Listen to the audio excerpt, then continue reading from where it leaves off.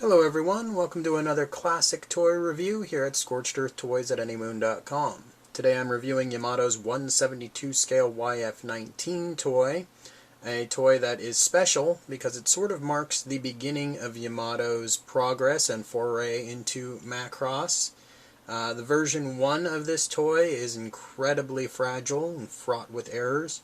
And it just kind of shows you how Yamato, already in the very beginning, was looking at ways on how to improve their products after they released based on fan feedback.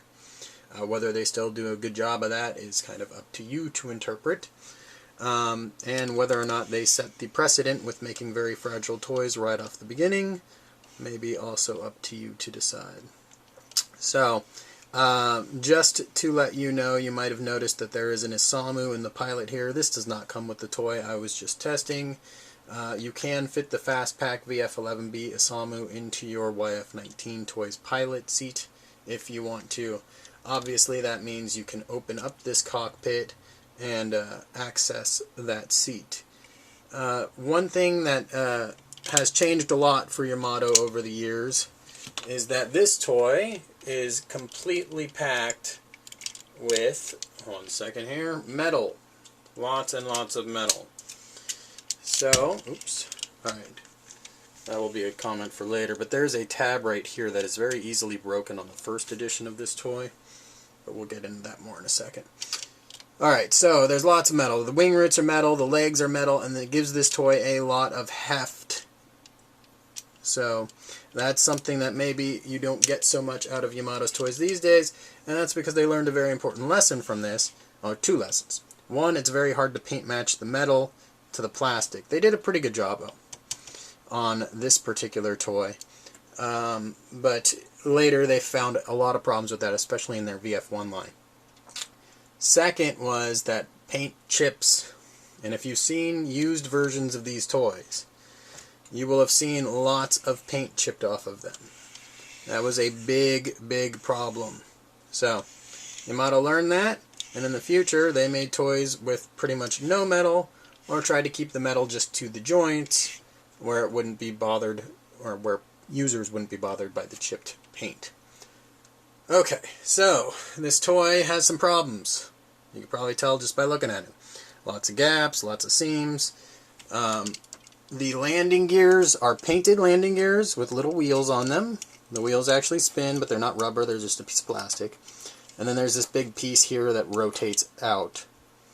And that's how the landing gear works. Front landing gear is a little more simple. Just in and out. Like so. There's a little hole. I'm not sure if that was meant to hold the gun. It wouldn't work because of the cod piece here. And it's a little too small for the gun, so not sure what that was. But here is a big problem with this toy. See here? Big gaps. So that's not cool. It doesn't look very pretty. Alright, so that's fighter mode in a nutshell. Not a whole lot you could do with it, but it works. At the time, it was kind of the only larger YF-19 toy that transformed, so that was neat. It's based on a Studio Half-Eye model, if I recall correctly. So, not a whole lot of unique engineering on Yamato's part. But let's move briefly into Gerlach Mode. Not a lot to say there. I'll explain more about this tab. And then we'll go into Fighter, or we'll go into Batroid Mode, and I'll give you some summary thoughts. Thanks. Okay, this is Gerlach Mode, but it's actually kind of a half-assed Gerlach Mode because I want to make a couple points. This is a version 1 toy, and there's a tiny little tab right here. Hopefully you can kind of see it right there. That comes down and it pegs in to this section of the fuselage, and it holds the whole front end of the toy together. And as you can imagine, if that little thing breaks, you are in for a world of hurt, because your toy will always have a droopy nose. It's very fragile and it breaks very easily, so a lot of people had their fighter and Gerlach modes completely ruined by that little tab. Yamato reinforced that on their version 2 toys. So if you ever think you're going to have your toy in Gerlach or fighter mode, you should definitely look for a version 2 toy.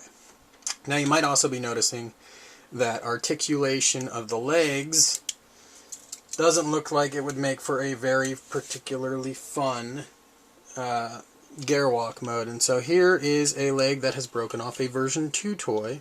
And you can kind of see that's your range of motion there. There's not much of a Gerlach joint. And there's no swivel left or right. So you just kind of get Gerlach like that.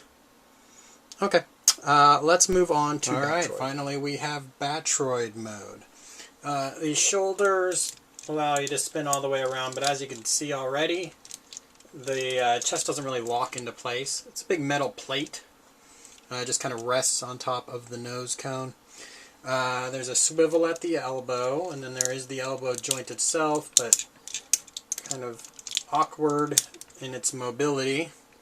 There's no ball joint at the wrist or anything like that, and not articulated hands. There is another hand that comes with the toy that looks better for holding the gun, although it was a common complaint that people put the gun in that hand and never could get it out again. There's not really a lot you can do as far as angling the hips outward. You obviously wouldn't want to get too carried away lest you end up with a legless body. Although that's not how that leg broke off this toy. There's no swivel at the knee, and then there is your normal knee joint, which again has that Gerlach motion to it, and then that slight Gerlach joint I showed you in Gerlach Mode. The head goes left and right. It's very stiff on mine, so just believe me, it does it.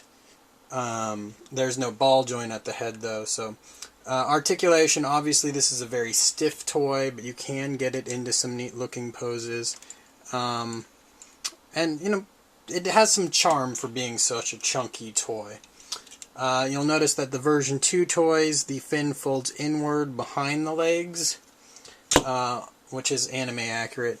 On these version 1 toys, the fin folded out, which actually looks a little bit cleaner in Batroid Mode, considering the size of the fin. But, not really accurate. So, I'll do my best to get these toys into some fun poses on anymoon.com so you can see what they're really capable of. You can see these big ugly knee joints. By the time they got to the VF-19A, they resolved that. Those look a lot cleaner. There's also little things like there's paint on this wing root. On the version 2 toy, they got rid of that paint because obviously as soon as you transform the toy, it just scratched that paint off. These are painted metal pieces here. On the version 2 toy, those are plastic pieces, and that minimized the amount of scraping that happened. So I'll show you each and every evolutionary piece in this line, from the version 1 YF-19 to the version 2 to the third version, which is the VF-19A and the Raven's paint scheme. Overall, nowadays, these toys obviously not nearly as good as the later 160 release. The later 160 release still has all of its own problems. Yamato may give us a version 3 at some point here. For hardcore VF-19 fans and even hardcore Yamato fans, you probably owe it to yourself to get at least one of these toys, since it marks the beginning, so to speak. For everyone else, it is just clearly a collector's piece at this point. Far below average as far as today's offerings. Visit anymoon.com. I'll show you line art comparisons. Again, I'll show you all the changes that happen from one version to the next. And I'll give you some comparisons to the other toys that came out. Thanks.